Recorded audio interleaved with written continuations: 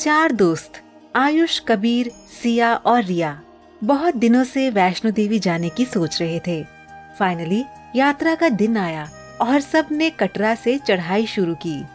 मौसम बहुत मनमोहक था। वाह, कितना पवित्र माहौल है, जैसे माँ खुद बुला रही हैं। देखो आसपास, मुझे ये सब दिखावा लगता है।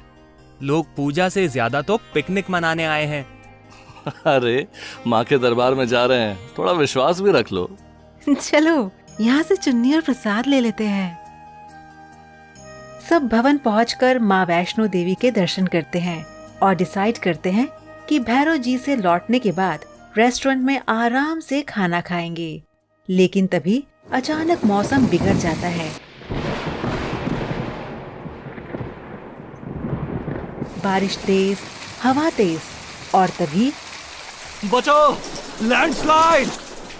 हे भगवान, ये क्या हो रहा है? जल्दी जल्दी भागो, उस तरफ चलो, जल्दी! चारों एक छोटे शेड में जाकर छिप गए। हर तरफ अफरा तफरी थी। घायल लोग, चीखें और रास्ता बंद कर दिया गया था। मुझे बहुत प्यास लगी है। शायद हम अब बच नहीं पाएंगे। तभी सबने हाथ जोड़कर माता को याद किया। माँ, अगर हमसे कोई गलती हुई है तो हमें माफ कर दीजिए, हमें बचा लीजिए। माँ, अगर हमसे कोई गलती हुई है तो माफ कर दीजिए, हमें बचा लीजिए।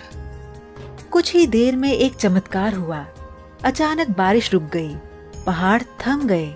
तभी 8-9 साल की एक बच्ची हाथ में पानी की बोतल लिए उन्हें आकर देती है। घबराओ मत, ये पानी पी लो।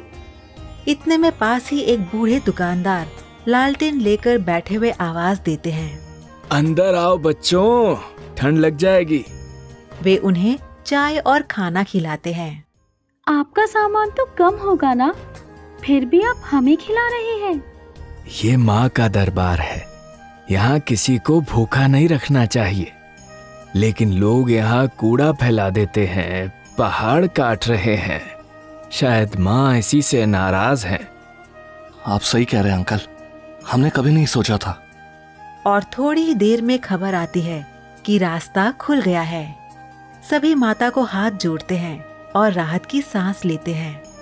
बस एक वादा करो बच्चों, नीचे जाकर सबको समझाना कि ये जगह पवित्र है, पिकनिक स्पॉट नहीं। हम वादा करते हैं। माँ का आशीर्वाद हमेशा तुम्हारे साथ रहे। जब वे सब कटरा लौट रहे होते हैं तो वही बच्ची उन्हें फिर रास्ते में मिलती है। मैं भी साथ चलूंगी, मेरी माँ मेरा नीचे कटरा में इंतजार कर रही है।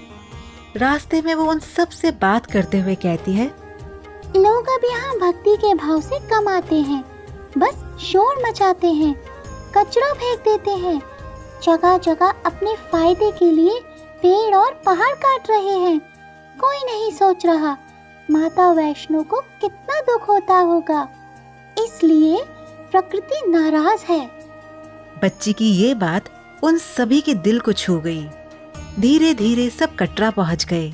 तभी आयुष ने बच्ची से कहा, जब माँ दिखे तो हमें भी मिलवाना। पर जैसे ही सब मुड़कर देखते हैं तो बच्ची गायब थी। सबके रोंगटे खड़े हो गए। क्या ये सच में कोई सामान्य बच्ची थी? ये सच में माँ दुर्गा थी, जो हमें चेतावनी देकर गई। माँ की पीड़ा सहन नहीं होती, हमें कुछ करना होगा। हाँ, अब कुछ करना होगा। जय माता दी। और इस तरह चारों ने ठान लिया कि इस नवरात्रि से पेड़ लगाएंगे, जागरूकता फैलाएंगे। अगर माँ ने हमें जीवन दान दिया है तो हमें भी धरती को जीवन दान देना चाहिए। जय माता दी।